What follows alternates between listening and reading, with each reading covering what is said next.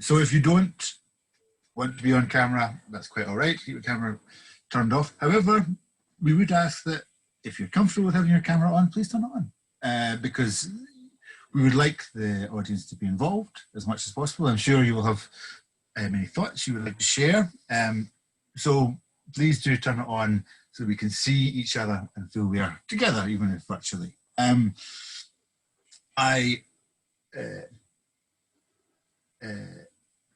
Yes, I would also say that we will, we'll release a little recording and we'll send this recording back to you afterwards. So if you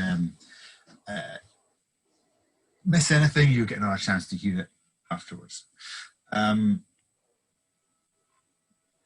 Okay, so on that note, I will introduce myself, which maybe I should have done. I'm Ian Dunn. I'm in the communications team here at SCIAF. And as I'm sure most of you will know, but there's a few new faces here, I think. SCIAF is the Scottish Catholic International Aid Fund. We work around the world helping people lift themselves out of poverty effectively and we campaign on a wide range of issues, but in this year, particularly climate change is a big focus for us. When I read our guests, Alastair McIntosh's new book, Ridders on the Storm, which I enjoyed very much, I wanted to kind of try and bring that into the SCIAF family as much as I can. And one of the things we've been doing over lockdown is events like this, which give us a chance to get together and talk to each other and share ideas and thoughts in a hopefully friendly atmosphere, as we're not able to do that in person at the moment. So to introduce him properly, Alastair McIntosh is a noted writer and campaigner, broadcaster. He is known for his books, including perhaps most famously for Soil and Soul, which was described by the Bishop of Liverpool as life-changing and by Radiohead's Tom York as truly mental. He's written a wide range of books, including on climate change several times. Hell and High Water was his first book on that. Rider on the Storm, the most recent, is particularly timely given the upcoming climate conference in Scotland, in Glasgow, towards the end of next year, which is a huge moment in the global fight against climate change. But Alastair has many interests. He's involved with Galgale in his home of Govan, and he also lectures the British Army on non-violence. As a Quaker, he has a lifelong dedication to that, and he also has a very long association with SCIAF, and he briefly served on a management committee in the 80s where he described himself as the Quake among the peeps. So, Alastair, thank you so much for joining us. Welcome. Well, thank you so much, Ian, and thank you for inviting me back to SCIAF. I was on the management committee and prior to that the education committee of SCIAF as the only non-Catholic back in those days. I am a Quaker of Presbyterian background. In the second half of the 1980s into the early 90s, particularly during Duncan McLaren's time there. And prior to that, I had been in Papua New Guinea with voluntary service overseas. So there was me, folks. I grew up on the highly Presbyterian Isle of Lewis, growing up in the Church of Scotland, but in a largely free church community. And what is it that VSO did? But they went and posted me to a Catholic mission station in Papua New Guinea.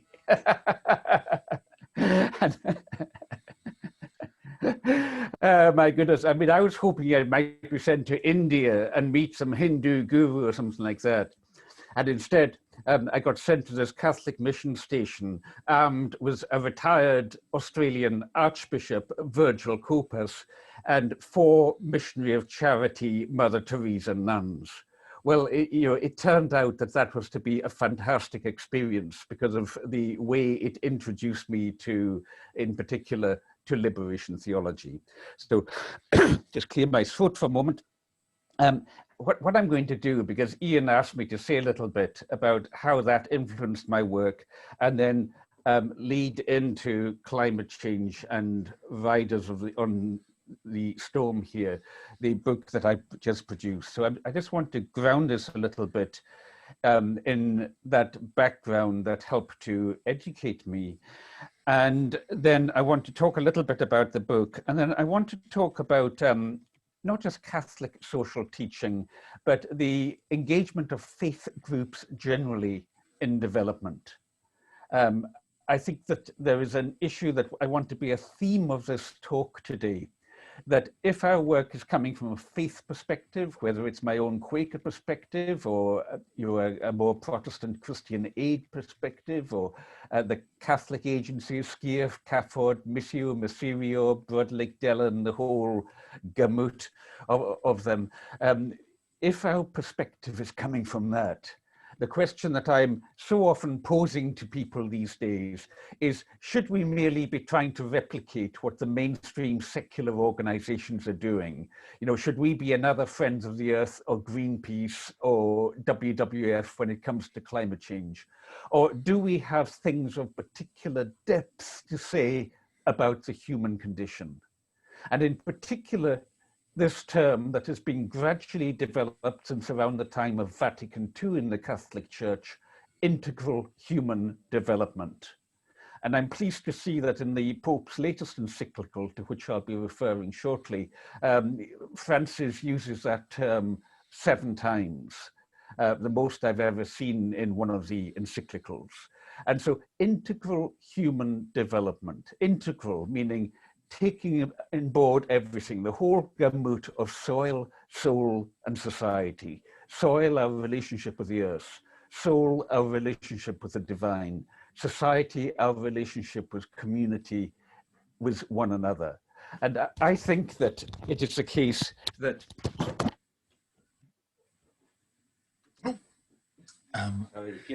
hearing the postman knocking on the door down there. I think it's the case, you know, that whether you're looking at it from within a Catholic framework or a Quaker framework or your mainline Protestant framework, and especially the work of the World Council of Churches down the years, I think that we've got particular angles to bring to this, and that when we do our work with eco-congregations, it's lovely to see Denise Gabusta there from Eco-Congregations Ireland. Hello, give us a wave, Denise, so they can see where you are. It's lovely to see some Irish representation here today. I know that Sister Catherine Brennan was hoping to be here as well. Oh yes, she's there. She's not got a camera on, but I see her name there, of the St. Louis Sisters in Dublin. Sister Catherine Brennan, who's done so much in the eco-congregation movement in Ireland. And of course, the eco-congregations here in Scotland are particularly strong. I sent notification of this event only last night, probably too late, to David Coleman, the eco-congregations chaplain, who might be joining us today. So I want my focus to be on integral human development, integral, all interconnected, human, about what our deepest calling is. And that understanding that we have in mystical Christian traditions, you know, to refer particularly to the Orthodox tradition, where are we here? And a book like this, Towards an Ecology of Transfiguration, of Eastern Christian teaching, Orthodox Christian teaching. You've got an understanding there of a coming together of the Christian and the divine in what the Orthodox would call theoses, divinization. And you actually have that in Catholic social teaching as well. It is present in Protestant teaching, but it's not so prominently emphasized. The idea that ultimately we are to be participants in the divine nature. And what does that say to how we respond to issues like climate change, war, and poverty in today's world? So integral human development. And one of the points I make in Riders in the Storm is that so often the terms sustainable development gets knocked. People say sustainable development is just another way of saying sustainable economic growth. But we have to reclaim that. Part of our job as faith organizations of whatever denomination, indeed, I would say whatever faith, because I am also profoundly open in my work to insights from Hindu, Buddhist, Islamic, Taoist, and indeed animist traditions. I'm open to all of these, provided they are rooted in love, provided they're about life as love made manifest. To me, that is the expression of God. Integral human development, then the real meaning of development, I think, is best discerned from its etymology, de envelopper, to undo the envelope, to open up the envelope, to reveal that which is enclosed within the envelope, to allow the expansion into our full human potential. And that is an understanding of development that comes through particularly strongly in Your Best Kept Secret. Duncan, you'll remember you educated me well back in your days in SCIAF. You had a whole pile of these in the education room, and I still refer to it today. It comes through particularly well in your social teaching, which I would commend, I would commend this kind of thing to people of all faiths in terms of the insight and the material for reflection that you've got in there. So, integral human development, development in the sense of unfolding potential. And economic growth may or it may not be part of that. I would suggest that for the poor, economic growth needs to be part of it. For the rich, quite the contrary. Okay, so that's a little bit of framing, and you did ask me, Ian, to give some idea of what it was like in Papua New Guinea and also what we learned from them.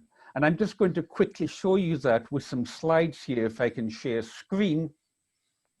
I'm going to show you that in the context of my work back then in the 1970s and 80s, and how that work continues today in engagement, not actually with Papua New Guinea these days, but with next door neighbor, the Indonesian West Papua province, where we've been doing my wife Varen Nicholas and I have been doing some work since 2012. So let me just turn on screen sharing if I can succeed in this and pull up. Well, you do that, Alastair. You were telling me yesterday that SCIAF helped support some of your work out in Papua New Guinea, which I found particularly interesting.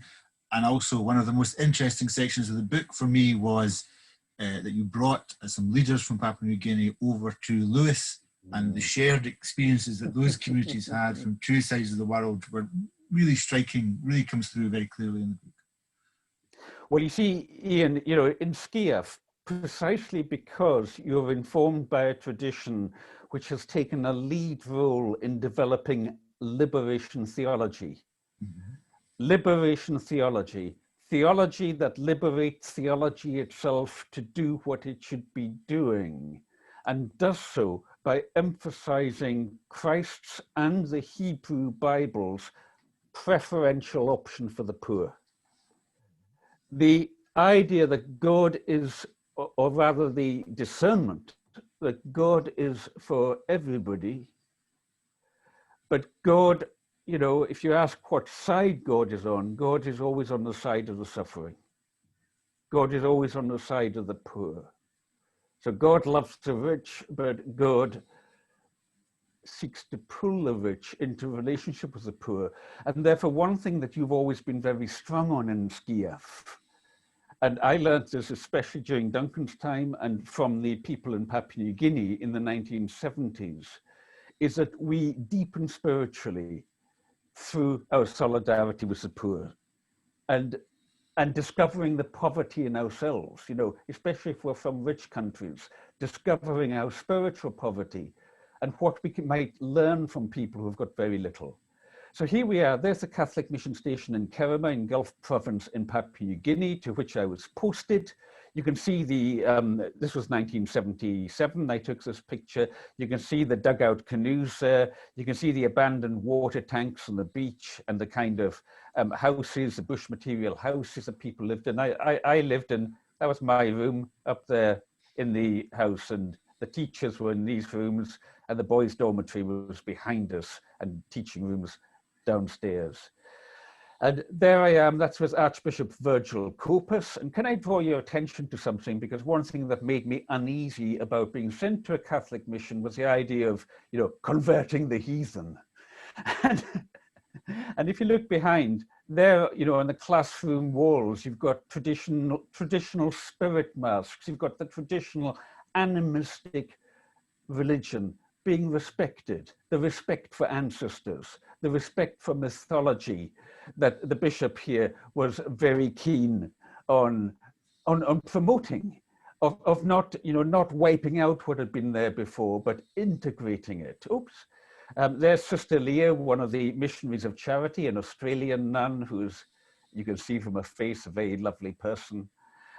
There's Father John Flynn, a deeply humble, you know, it's such a tragedy what has happened in the Catholic Church with the sexual abuse issues that have come up, because it deeply betrays the work of these kind of people who have given their lives in service and are now, you know, spat on in the streets because of what other people have done in terms of perverting their tradition, not just in Catholicism, but in other faith groups too. But, you know, my heart sometimes breaks for these beautiful people who have devoted their lives in these ways. That means my children, they're taken in 1980. And then, you know, figures who I learned from, here's Margaret Ogumeni. I think she was from one of the Protestant Papua New Guinea churches, doing profound development education work, and SCIAF was helping to fund this work here. Here's another project that SCIAF funded, a waste oil furnace. And so this was for people living in the cities on the rubbish tips, making their living from gathering scrap. And by melting down the scrap, you can see the waste here, by melting it down, the aluminium, there's the trickle of pure aluminium, and there's some aluminium ingots, we could greatly increase the value of the scrap exported to Australia, because you weren't just sending all the waste, you were sending the ingots that you see there. And so this was producing revenue for the poorest of the poor. I had hoped to include some slides, Duncan, of the Pacific Regional Sustainable Forestry Programme that you also supported along with Christian Aid, CAFOD, and the then Overseas Development Administration. But I'm afraid, folks, I just didn't have time to get that together. So you can see here that, you know, this was a very happy context. You can see, you can glimpse some of the poverty there. You can also see the sense of integral human development. You can see we had a heck of a lot of fun and of community there. And this has carried on now. So there's Papua New Guinea, the independent nation on the right. Here is, you've got here West Papua Province and Papua Province, and what's now generically called Papua. It used to be Irian Jaya, Indonesian provinces in the western part of New Guinea. And this is where my work is, some of our work has been more recently. There's Veren, my wife there, Veren Nicholas, some of you will know her. You can see, you can just glimpse the poverty of people there and their vulnerability to things like climate change. You know, the fact that sea levels are coming up, and it's not just climate change, it's everything else that has come with the modern world that's been brought into them. And you know, they were having a meeting in the village using the church, and notice how Alex Ramasai here, who was a government official of that area, Alex Ramasai, whenever he would speak in the village, he'd have the Bible on the desk, or if it was a Muslim who would be speaking, they might have the Quran. So what was very interesting in this context is how they were bringing the faith context, they were bringing it into the development context. And here we have them. There's Alex again. There he is again. So that, there he was in the village. There he is again now at the Callanish Standing Stones on the Isle of Lewis. This picture was taken last year in April 2019. And what we were doing is there were on this particular study tour, with the exception of one of the politicians here, these are all village community leaders. A number of them are pastors of various types in their communities. And they wanted to understand what was happening in Scotland with land reform. I'm not going to talk on air here about the politics of that part of the world. We have to operate at a different level than the politics of it. We simply operate by empowering people at the grassroots. And it's up to them how they work out their political situation. So here we are, that's Rusty, who I was at school with, the village blacksmith in Lurboss, John MacDonald, Shawnee MacDonald, Catherine Mary McLean and Evelyn Cool MacLeod from my home village in Lurboss here.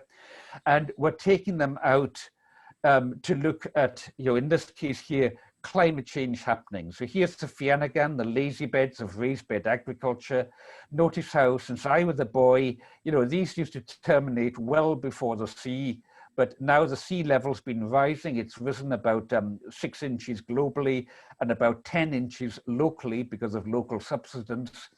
You've got the Fiannagan, you've got what was the agricultural land from long ago being eaten away here. Look at how it's being nibbled away here as the tides come higher and higher because of climate change. And we'd also talked about things like the loss of the fishing industry because of commercial fishing taking away people's rural local livelihoods. And so, we would be sitting here in the environment talking about, sharing experience about what is happening in the world. And this is an eye-opener, not just for them as community leaders.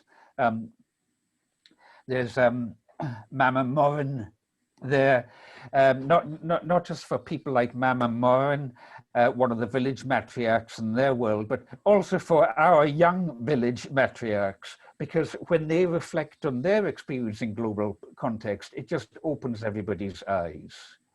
So, our visits have included meetings at Parliament. There we are with Tricia Marwick at the Scottish Parliament and two of the Rob Gibson and Michael Russell MSPs at the time there. This was on a previous visit. And then we would get together in village halls and just share experience, something which SCIAF has always been so keen on. And you just see minds exploding open. There we are back in the villages, Veren and I, in 2013, that was, in a village on Namfa Island in Papua province.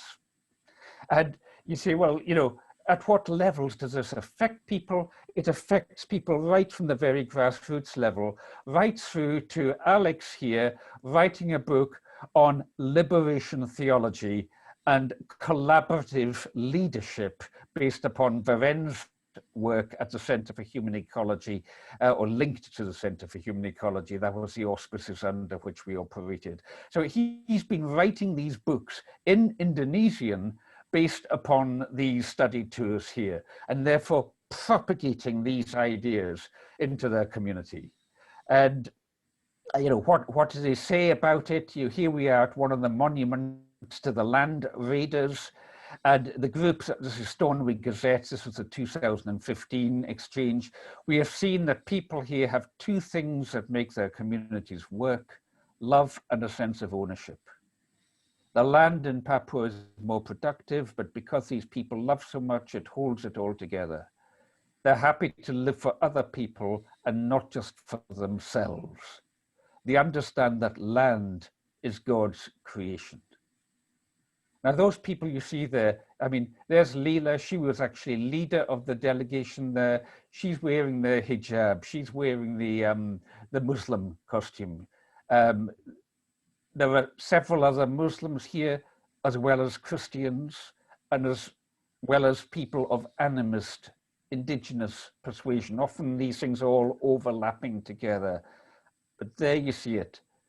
They're happy to live for other people and not just themselves. they understand that land is God's creation, whether you call God Allah or Christ or Brahman. I don't care what term you Yahweh, whatever, I don't care what term you use. If it's about life as love made manifest, there we are. So I want to bring the focus round now because, what do we really do about climate change? And at the end of the day, I'm saying the plan already exists. The plan is already expressed in the UN Sustainable Development Goals. You can see them all laid out there. The only one I'm wary about is number 8 here. Oh, sorry. It talks about sustainable economic growth. Well, I think it so much depends on how you define that, as we talked about. If you're talking about economic growth in the sense of for the poor, absolutely. In terms of the rich, we have to tackle consumption. And one of the things I discuss in Riders in the Storm is the whole way in which consumption has been driven by what I call the 4 C's of clearance from our land. So obviously with the Papuans, we're talking a lot about the highland clearances. In those village ruins, we took them to Atluabost. We talked about the 1820s wave of highland clearances, where, in that same wave on the Isle of Lewis, a family called Smiths was cleared from their lands. And so it was that one of their descendants with a young woman called Mary Ann MacLeod, who emigrated in desperate situations on the island of Lewis in 1930. And she met and married a man called Frederick Christ Trump. And so it is that the son of a woman from the Isle of Lewis, a woman who was born in a black house, now, at least possibly until next week, lives in a white house. And that was the kind of point that we were making to them on the beach there. So, I mean, look at things. I mean, when people say, what can we do about the state of the world? I say, work on any one or any combination of these. Look at that, peace and justice and strong institutions, a key SCIAF theme. Clean water and sanitation. In his TEDx talk the other day, if you've not seen it, do watch the Pope's TEDx talk on climate change. And he focuses, his second of 3 proposals is the focus on water and nutrition. He also talks about needing to make a journey of transformation and action. None of us will come out the same from this crisis of both COVID and of climate change. And he says, our goal must be, and he quotes a classic definition here of sustainable development, that we can meet the needs of present generations, including everyone, without compromising the possibilities of future generations. And he refers to his encyclical Laudato Si here, which many of you will already have studied. He's the Pope's wonderful environmental cyclical. He refers to this, and also, my goodness, I've got a whole pile of, Duncan, I want to impress you. I've got a whole pile of papal encyclicals here.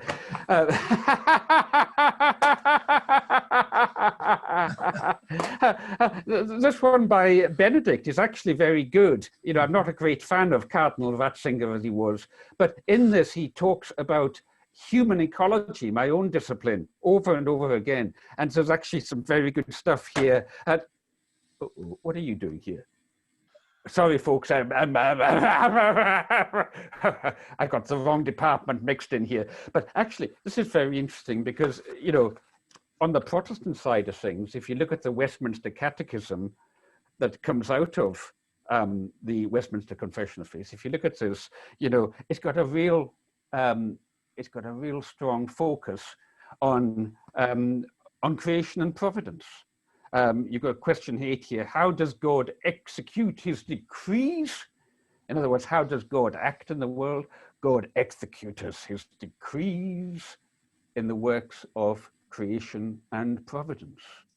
So you see, whether we're coming from Catholic or Protestant Presbyterian traditions, we can actually find much the same kind of teachings. And finally, how's our time doing? Yeah, because I want to have good time for discussion. Finally, I want to move to the Pope's latest. Now, this will not be, I've just ordered a copy of this, but it's, you can get it on the Vatican website at the moment, or you can download it on an app.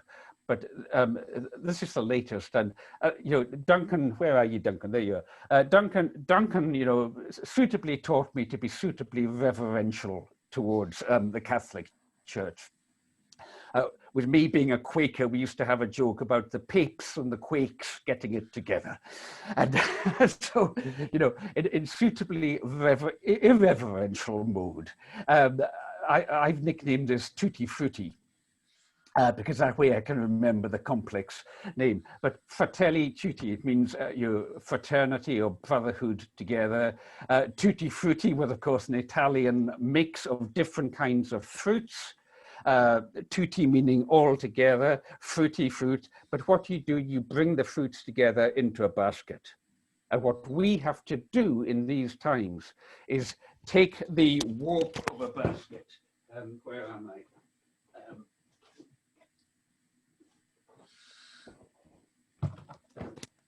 This is the basket, a French bread raising basket that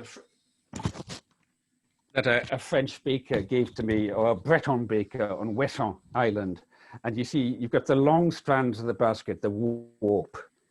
And we have to take the warp that in the modern world goes out at warp speed and dissipates, scatters. And we have to, there's somebody sitting in your waiting room, let me just let them in. We have to weave the weft, the sideways bit to that.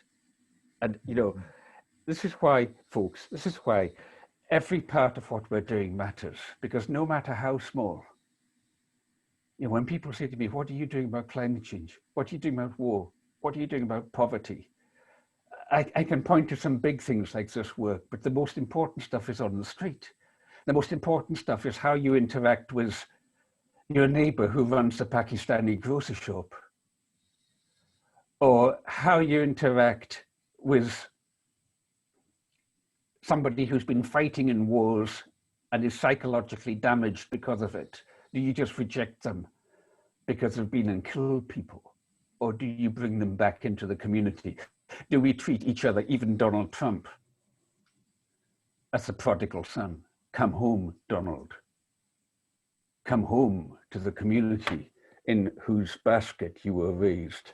So, I mean, I joke about tutti frutti, but it's actually, you know, there is a serious point to such seeming irreverence. And I just want to quote you a couple of bits in it, because section 45, and there's been some commentary that 45 is the code word for the 45th president of the United States, and that this might be strategically placed.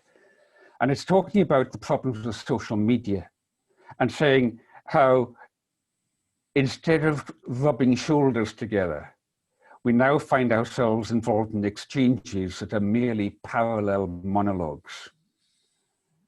And that things that until a few years ago, section 45 here, things that until a few years ago could not be said by anyone without risking the loss of universal respect, can now be said with impunity and in the crudest terms by some political figures. The way many social media platform works often ends up favoring encounter between persons who think alike, shielding them from debate. These closed circuits facilitate the spread of fake news and false information, fomenting prejudice and hate. You see, those of you who might not be familiar with the best kept secret of Catholic social teaching, you know, I would commend study of texts like this and picking out phrases and using these in study groups. And so what you've got, basically what Pope Francis is saying there is he's saying, when he talks about these merely parallel monologues, it's his way, if you like, of saying we're all warp. And we are failing to weave the weft in that creates a proper basket of community in which tutti frutti, we can all be held together. I better be more respectful and hold it by its proper name. What's it called again? Frattelli Tutti, Frattelli Tutti, brotherhood together. I should say there is a problem with this title, I think, and some commentators, I saw a Jesuit commentary on it also, that this translates as brotherhood together. Really, you know, what I've skimmed of this is actually an encyclical about community. It's about community together. And it's regretful, it's very regretful, but it's a kind of sign of work that still needs to be done, I think, within the Catholic Church, that all of the authorities referred to in the footnotes are men. Women have not been referred to here. And it's so tragic because there is wonderful stuff in here. I want to just read you one other bit because it ties in with these UN Sustainable Development Goals in terms of what do we do about climate change. And it's in section 116.17, the value of solidarity. And again, this is a central SCIAF theme of solidarity between peoples across the world. And Francis says here,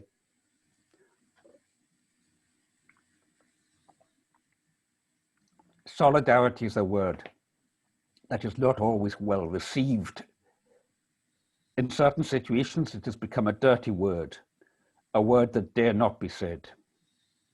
Solidarity means much more than engaging in sporadic acts of generosity. You see, this was a big thing in the time I was with SCIAF. It was not about collecting money to send to black babies. It wasn't about black babies. That real development work, the work of integral human development, the work of liberation theology, is standing in solidarity together. Solidarity means much more than engaging in sporadic acts of generosity. It means thinking and acting in terms of community. It means that the lives of all are prior, more important than the appropriation of goods by a few. It also means combating the structural causes of poverty, inequality, the lack of work and housing, the denial of social and labor rights. It means confronting the destructive effects of empire and money. When we speak of the need to care for our common home, our planet, we appeal to that spark of universal consciousness and mutual concern that may still be present in people's hearts, of universal consciousness. Have I got, no,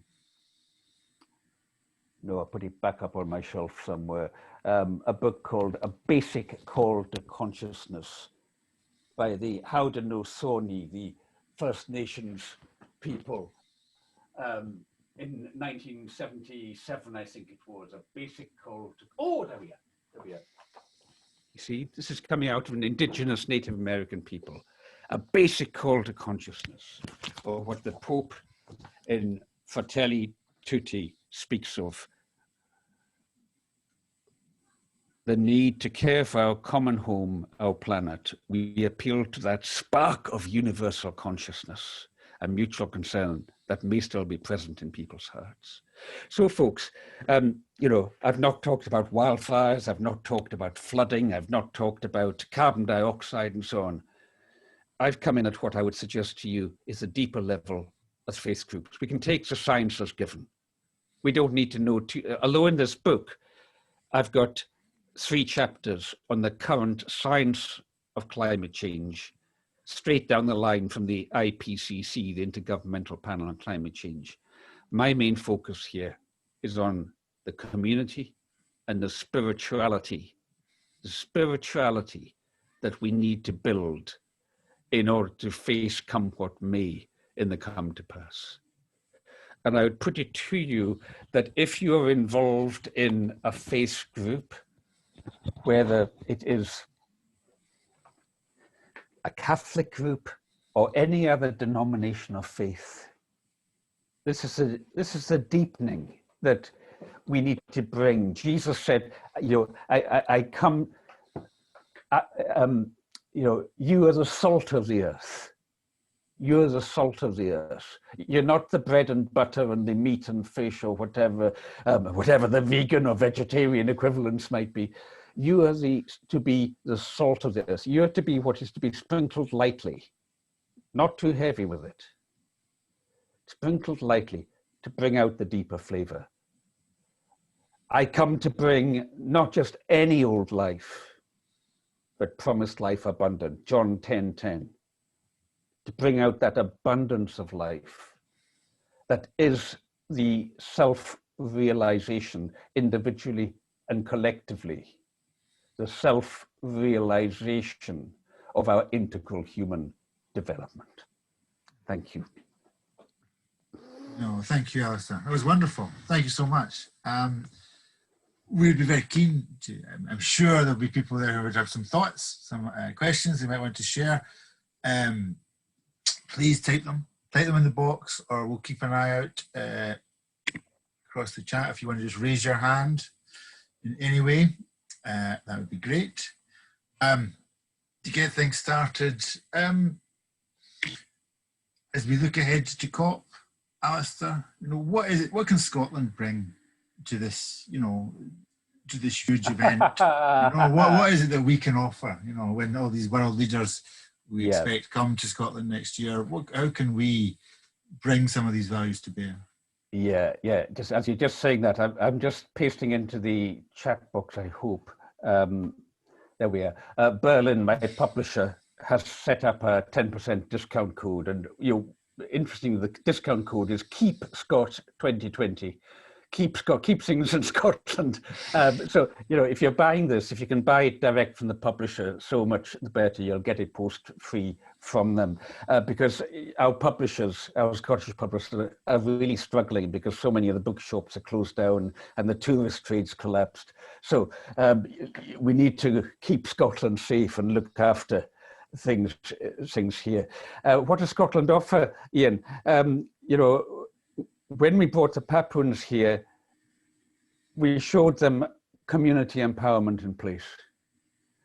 And they talked about community empowerment in their place.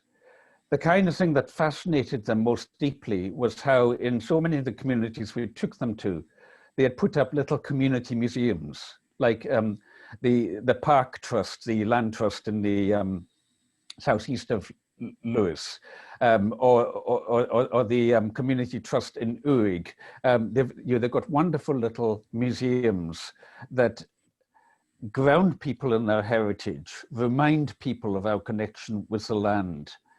And they went away saying, we want to put up a museum for our place, so we hold on to our heritage too. And I think that Scotland can offer that kind of insight. Scotland, relative to other parts of the world, remains very grounded in both place and community as communities of place. And when you strengthen community of place, whether you're in a rural area like Hebridean Islands, or I'm speaking to you just now from my house here in Govan, there's Govan Workspace and an old school behind there. That's our garden that Varen keeps there. So we're backing onto the Govan Workspace because I'm involved with the Galgale Trust here.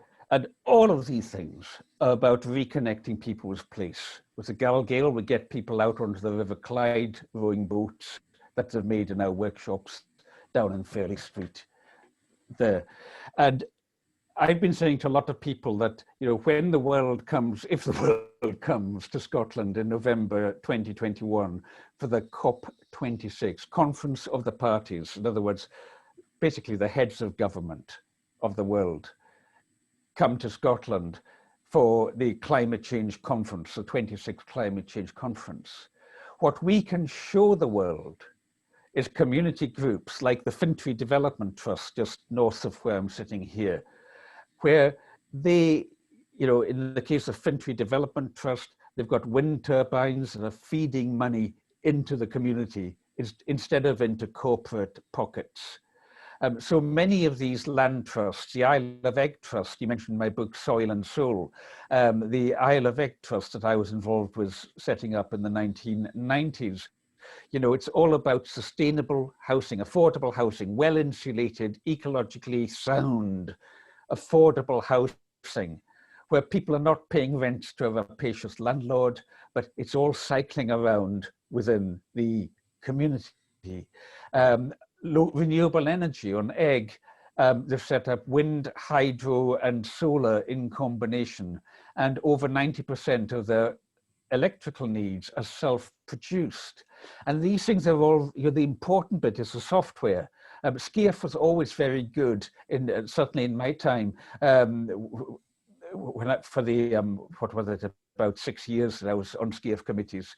And from what I see, it still is very good with, you know, people like my friend Robert Swinfen as your accountant. You stole him from the Iona community, and he loves working. Borrowed. I don't know if he's there. I don't think he's there, but you know, SCIAF has always been good at the software side, not just the hardware development, not just things like the the aluminium recycling foundry, but working with people, deepening people's insight. And how do you do that? You do that most deeply by spiritual reflection. Oh, yeah, goodness me, there's another one. You know, I keep good Pope John's Encyclical. I didn't wave it around. I actually keep it sitting in front of my desk there. And, you know, being a Quaker, I have enfolded within it his missive on the World Peace Day 2017, 50th World Day of Peace, where he's talking about non-violence, a style of politics for peace. You see, these are the depths that you can bring. And when SCIAF collects money in Scotland and spends it on these projects, it can propagate these kind of messages around the world. So in a word, Ian, what can Scotland bring? I would say our understanding of community of place. Yeah. A question from Denise here, which is, how can we open people's hearts to the idea that a future with perhaps fewer possessions, less air travel, but with a renewed sense of our deep and spiritual connection with the earth and each other will make us much more content? Well, tutti frutti. Bring it all together. You bring it all together in the basket. You see, in the final chapters of Riders of the Storm, you know, in the early chapters, I outline the science of climate change. In the middle chapters, I look at both climate change denial and also climate change alarmism. You know, there's some folks saying we're going to go extinct very soon, or that we're going to see 6 or 7 billion people dead this century. The science does not support that. The consensus expert science does not support that. And I argue that if we exaggerate the position, we discredit the science and we mislead people in ways that will lead them disillusioned. So I argue that we only know what we think we know about climate science because of the climate science. So we must stick very closely to that. That's what I do in the middle of the book. But in the final book, final chapters, final 3 chapters, that's where the subtitle, The Climate Crisis and the Survival of Being, comes in. And I'm drawing in that expression, the survival of being, on an expression used by Father, well, his main book that I was going to refer to is downstairs, but the late Father Raymond Panikkar spoke about. That's one of his books, The Hidden Christ of Hinduism. His interfaith work is hugely important. There's his book, A Dwelling Place for Wisdom, reflecting on the wisdom tradition in the Hebrew Bible. There's his book, Cultural Disarmament. And Raymond Paniker, in his Gifford Lectures to Edinburgh University in 1989, 1990, and then we had him, Duncan was involved in this process, we had him come here to Govan, where he gave a wonderful lecture in the Pearce Institute on agriculture, technoculture, or human culture. In the final section of The Rhythm of Being, he talks about the survival of being. And his bottom line conclusion is that the task defeats him, that we are looking at something which takes us beyond human reasoning into the realm of mystery, into the realm of mystery. And he apologizes to people for having tried to work it out logically. If I can just quickly share screen again. Where are we?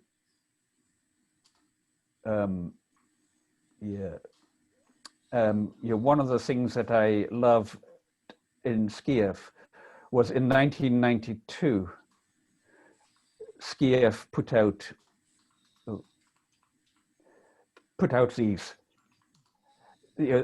these liberation theology from Latin America posters that contextualize Christ in the modern world. The Roman soldiers have got guns. It's not just Christ's clothes that are being stripped, it's a rainforest that's being stripped and Chico Mendes murdered. And then this image of community, this hunger close, where in the background you've got the Spanish conquistadors and the factories of globalization, and then you've got Jesus leading a march of land reformers. As in Luke 4:17, to proclaim the acceptable year of the Lord, to proclaim the year when there will be redistribution of the wealth, redistribution of the land, and bringing everybody together, all the martyrs here pulled together in community of both the living and the dead, the communion of the saints. I mean, that's the bottom line Christian trip, is about the communion of the saints, that at the end of the day, we're all one. At the end of the day, we all come together. So that would be my deepest answer to that question, that it's about pulling each other together, and then deeper life works out in community. And that's how it subverts the consumerism. So, I talk about clearance, the clearance of people from the land, the original disconnect from place, collapse. I suggest in here that when people are dislocated from their land, whether it's in the Scottish Highland clearances and Trump's people and the Scots-Irish base in which he has so much of his evangelical appeal, or whether it's what's happened to people with Dutch and then the dictatorship that Indonesia had in the 1960s, affecting the people in Papua and West Papua provinces, that these things lead to a psychological collapse because you are uprooted from your resting in the place. What is the importance of the land? My friend, where's he gone? The Bishop of Liverpool, James Jones, or he was the Bishop of Liverpool. I think I've lost him. He's knocking around here somewhere. James Jones, in his little book, Jesus on the Earth. There we go. Jesus on the Earth. If you want a little reflection, a lovely little meditation on Christian eco-theology, this is only it's less than 100. Yeah, it's just under 100 pages long. James Jones' little book, and he reflects on the passage in the Psalms that the ultimate function of the land for human beings is to be our resting place. In fact, the land is even God's resting place. And so that is what collapses when people get removed from the land. And then that's what makes us vulnerable to consumerism. When we are cut off from a relationship together, when we're no longer tutti frutti, when we're cut off from a relationship together, instead you try to buy it. You try to buy the stairway to heaven. because you can't get no satisfaction, though you try and you try. And that drives climate change. You know, the biggest driver of climate change is not population, although I consider that is important too. The biggest driver of climate change is the escalating rate of global consumption. How do you resolve that? You bring people back into community. You know, what is a church? What is the Ummah in Islam? What is the noble Sangha in Buddhism? These are all different words that say the community of the faithful, the community of those who constellate together, who bring themselves or come together, not under the weight of their own egos, but under the weight of surrender to something greater than ourselves, a letting go into that mystery, such as that hunger cross I showed you kind of suggests, that mythic level suggests. And notice I used the word surrender. I didn't say submission. I don't believe we submit to God. But surrender, it's a different etymology. Sub means to go under, to be pushed under. But sur means to go over. The vanquished submit. The vanquished submit, friend. But lovers surrender into each other's arms. And so, Denise, my deepest answer to your question as to how we undercut consumerism is that we surrender as mutual lovers into the arms of one another and of the Holy Spirit that holds us in that participation in the divine nature. I don't think we're going to top that as as an ending. And we're almost out of time. There is a few questions left, I'm afraid. I'm sorry we didn't get to them, but I think that is all the time we have. Thank you so much, Alastair. That was absolutely thank you, everybody, and thank you to SCIAF for the wonderful work you continue to do. Goodbye. Yeah, no, absolutely. To finish up, I would say that listening to you talk, I feel very proud to work for an organisation that I think does uphold so many of those values in what we do all the time. And I would second Alastair's plug for his book, which is tremendous. The link is in there, and you can go and buy that from a local bookseller as he sells. I would also add a plug of my own. We do these events regularly every week or so. Next week, we've got a particularly interesting one, which was the breadth of SCIAF, the work. I've put a link in the chat there with, it's a project we support in India with young activists who are working against child labour and human trafficking in their communities in northern India. Two of the young activists involved, who are I think 15 and 16, have been nominated for an International Children's Peace Prize for their work. And they'll be joining us next Wednesday from India to talk about what they're doing. They're remarkable young people who, you know, are doing something remarkable in their communities, which ties in very, very neatly, I feel, with a lot of the themes that Alastair is talking to. I think that will also be a fascinating conversation and a chance to hear from a really interesting and powerful perspective at this time when, you know, as we look at climate change, and the young have, I think, an awful lot to offer us. So, Alastair, did you want to say something?